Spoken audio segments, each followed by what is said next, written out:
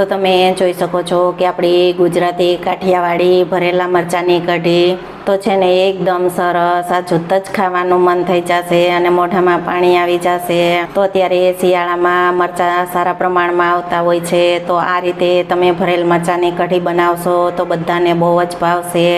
Hello friend, તો તમારું સ્વાગત છે મારા રસોડામાં। તો આજે હું તમારી સાથે શેર કરીશ ભરેલ મરચાંની કઢીની રેસીપી। તો ચાલો શરૂ કરીએ રેસીપી।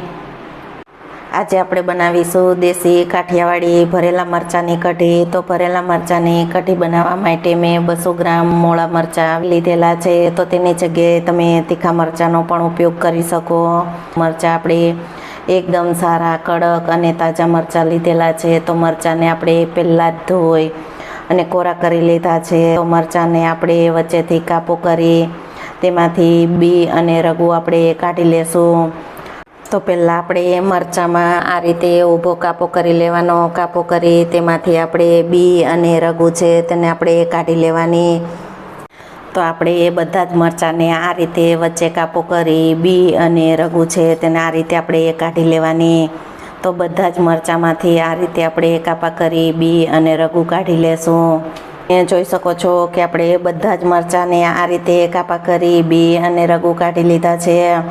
તો આ રીતે આપણે બી અને રગુ કાઢી લેવાના। બી અને રગુ કાઢી ત્યાર પછી આપણે તેમાં મસાલો ભરવાનો। તો આપણે મરચાંમાં મસાલો ભરવામાં બાફેલ બટેકા અને ચણાના લોટનો ઉપયોગ કરીશું। તો પહેલાં આપણે ચણાનો લોટ છે તેને આપણે શેકી લેશું। તો આપણે 1 કપ જેટલો ચણાનો લોટ લીધેલો છે, તો તેમાં 3 થી 4 ચમચી જેટલું તેલ ઉમેરી લોટને આપણે સારી રીતે શેકી લેશું। તો આપણે ભરેલ મરચાં માટે આ રીતે ચણાનો લોટ પહેલાં શેકી લેવાનો। શેકી ત્યાર પછી તેનો ઉપયોગ કરવાનો। જો આ રીતે તમે ચણાનો લોટ શેકી અને ભરેલ મરચાંની કઢી બનાવશો તો કઢી એકદમ ટેસ્ટી એવી બનશે। તો લોટને આપણે સારી રીતે 4 થી 5 મિનિટ માટે આપણે શેકી લેશું। તો 4 થી 5 મિનિટમાં લોટ આપણો એકદમ સારો એવો શેકાઈ જશે। તો લોટ આપણો એકદમ સારો એવો શેકાઈ ગયો છે, તો તમે જોઈ શકો છો। તો લોટ શેકાય એટલે લોટ શેકાવાની સ્મેલ આવે એટલે આપણે ગેસને બંધ કરી દેવાનો। એ ગેસને બંધ કરી લોટને આપણે નીચે ઉતારી લેવાનો। તો આપણે ગેસને બંધ કરી લોટને નીચે ઉતારી તેને આપણે ઠંડો થવા દઈશું। ત્યાર પછી તેમાં આપણે બીજા મસાલા ઉમેરીશું। ભરેલ મરચાંનો મસાલો બનાવવા માટે આપણે લોટ શેકીને તૈયાર કરેલો છે, તો લોટને આપણે ડીશમાં ઉમેરી દેશું।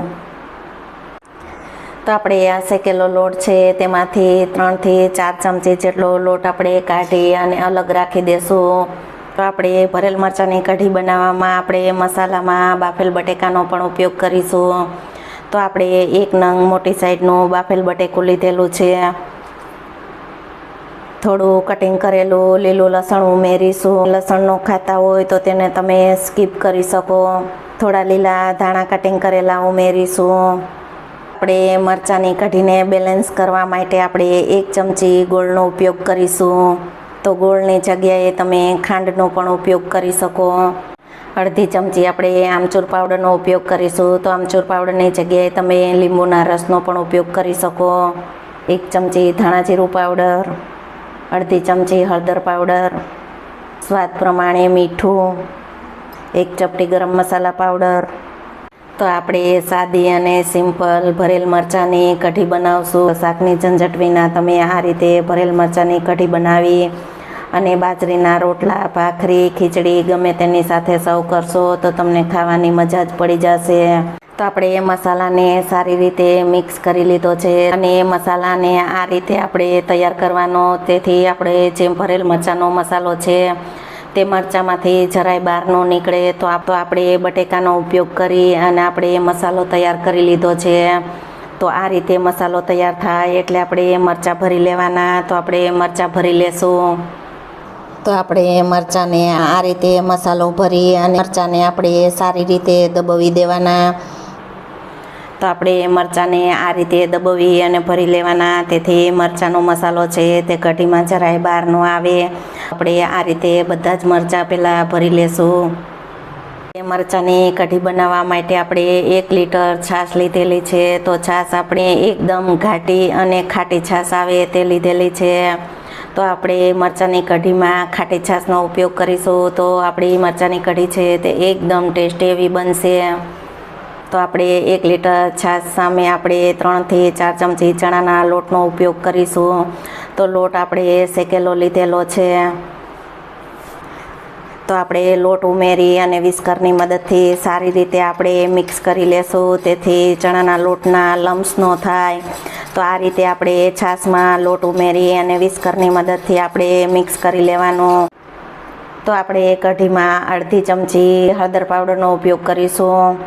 હળદર પાવડરને ઉમેરી અને આ રીતે આપણે વિસ્કરની મદદથી સારી રીતે મિક્સ કરી લેશું. તો આપણે કઢીના વઘાર માટે આપણે 1 ચમચો તેલનો ઉપયોગ કરીશું. તો આપણે મોટા 1 ચમચા તેલનો ઉપયોગ કરી અને પહેલાં આપણે મરચાંને સારી રીતે શેકી લેશું. તેલ ગરમ થઈ ગયું છે તો આપણે અડધી નાની ચમચી રાઈ ઉમેરીશું. રાઈ ફૂટી જાય એટલે આપણે અડધી નાની ચમચી જેટલું જીરું ઉમેરીશું. 1 ચપટી હિંગ, મીઠા લીમડાના પાન, પછી તેમાં આપણે આ ભરેલ મરચાં છે તેને ઉમેરી દેશું. ભરેલ મરચાંને આપણે 2 મિનિટ માટે તેલમાં સાતળી લેશું. આ રીતે આપણે મરચાંને પહેલાં તેલમાં સાતળી લેવાના, ત્યાર પછી આપણે કઢીનું મિશ્રણ ઉમેરવાનું. જો આ રીતે આપણે મરચાંને સાતળી અને કઢી બનાવશું તો મરચાં છે તે જરાય કાચા અને કડક નહીં રહે. તો આપણે 2 થી 3 મિનિટ જેવું થઈ ગયું છે અને મરચાં તેલમાં એકદમ સારા એવા સતળાઈ ગયા છે. તો આ રીતે મરચાં તેલમાં સતળાય ત્યાર પછી તેમાં આપણે કઢીનું મિશ્રણ ઉમેરી દેવાનું. તો આપણે આ કઢીનું મિશ્રણ છે તેને ઉમેરી દેશું. કઢીનું મિશ્રણ ઉમેરી તેમાં સ્વાદ પ્રમાણે મીઠું ઉમેરીશું. અડધી ચમચી ધાણા જીરું પાવડર ઉમેરીશું. અડધી નાની ચમચી આપણે લાલ મરચું પાવડર ઉમેરીશું. 1 ચમચી આપણે આદુ મરચુંની પેસ્ટ ઉમેરીશું. તો આપણે આ રીતે મસાલા ઉમેરી અને આપણે મીડિયમ ગેસની ફ્લેમ ઉપર 7 થી 8 મિનિટ આ રીતે આપણે કઢીને ઉકળવા દેશું. તો આપણે ગુજરાતી કાઠિયાવાડી ભરેલા મરચાંની કઢી છે તે એકદમ ઘાટી હોય છે. તો આપણે કઢીને સારી એવી ઉકળવા દેવાની. સારી ઉકળશે તો એકદમ ઘાટી કઢી થશે. ઘાટી કઢી થશે તો ખાવાની પણ મજા જ આવશે. તમે જોઈ શકો છો કે કઢી આપણી એકદમ સારી એવી ઉકળી ગઈ છે અને કઢીમાં આ રીતે બબલ્સ પણ થવા લાગ્યા છે અને આપણા મરચાં છે તે એકદમ સારા એવા બફાઈ ગયા છે. તો તમે જોઈ શકો છો કે આપણે મરચાંમાંથી મસાલો પણ બહાર નથી નીકળેલો. તો આ રીતે તમે મરચાં ભરશો તો મસાલો જરાય બહાર નહીં નીકળે અને કઢી પણ એકદમ ટેસ્ટી એવી બનશે. મરચાંની કઢી છે તે એકદમ સારી એવી ઉકળી ગઈ છે અને એકદમ સારી એવી ઘાટી થઈ ગઈ છે. આપણે તેમાં 1 ચમચી જેટલી કસૂરી મેથી ઉમેરીશું. 2 ચમચી જેટલું લીલું કટિંગ કરેલું લસણ ઉમેરીશું. 1 ચમચી જેટલા આપણે કટિંગ કરેલ લીલા ધાણા ઉમેરીશું. તો આ રીતે આપણે કઢી ઉકળી જાય અને કઢી પાકી જાય એટલે આપણે લીલું લસણ, લીલા ધાણા, કસૂરી મેથી ઉમેરી અને આપણે ગેસને બંધ કરી દેવાનો. તો તમે જોઈ શકો છો કે આપણી ગુજરાતી કાઠિયાવાડી ભરેલ મરચાંની કઢી બની અને તૈયાર છે.